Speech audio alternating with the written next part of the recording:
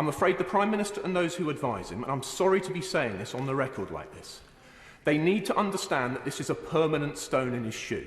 For those of us who want to forgive him, we've got to see permanent contrition and a permanent change of attitude, a permanent acknowledgement that people like my constituent, married for 50 years, didn't get to see his wife in a care home on the 50th wedding anniversary, didn't get to see her, I think, possibly just through a window for her 75th birthday. I've only been married 25 years, but I know what that means to me. What am I to say to that man who didn't see his wife before she died, after 50 years, 75th birthday? What am I to say? Well, I tell you what I could say to him. I could say, because I know who he is, you and I are Christian men, and forgiveness is hard. And I don't like forgiving him. My spirit is much more full of wrath and vengeance.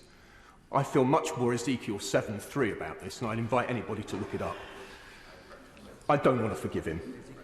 I do not want to forgive our Prime Minister. The trouble is I like him. And the trouble is I helped him get where he is. I'll come back to that in a moment.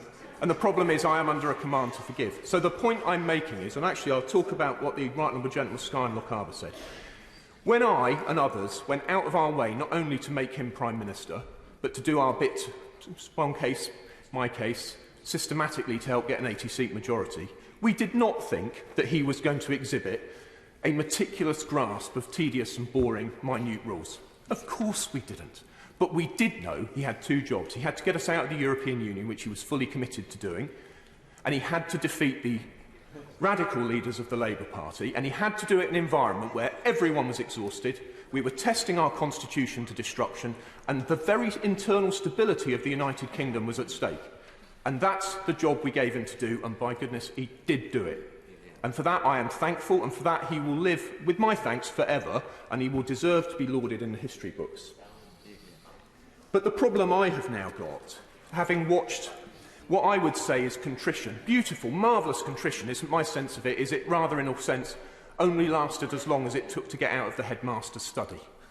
And that's not good enough for me, and it's not good enough for my voters. I'm sorry, it's not.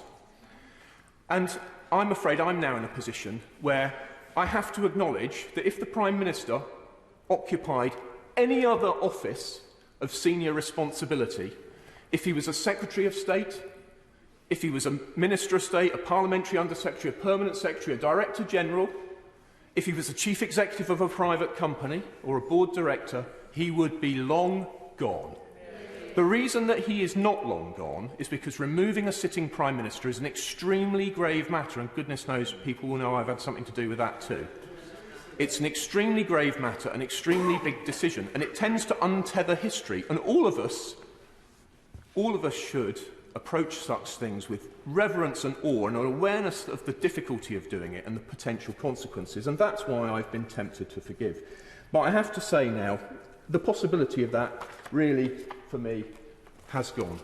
I have to say, I'm sorry, that for not obeying the letter and the spirit, and I think we have heard that the Prime Minister did know what the letter was, the Prime Minister now should be long gone. Madam Deputy Speaker, I'll certainly vote for this motion, but really, the Prime Minister should just know the gig's up.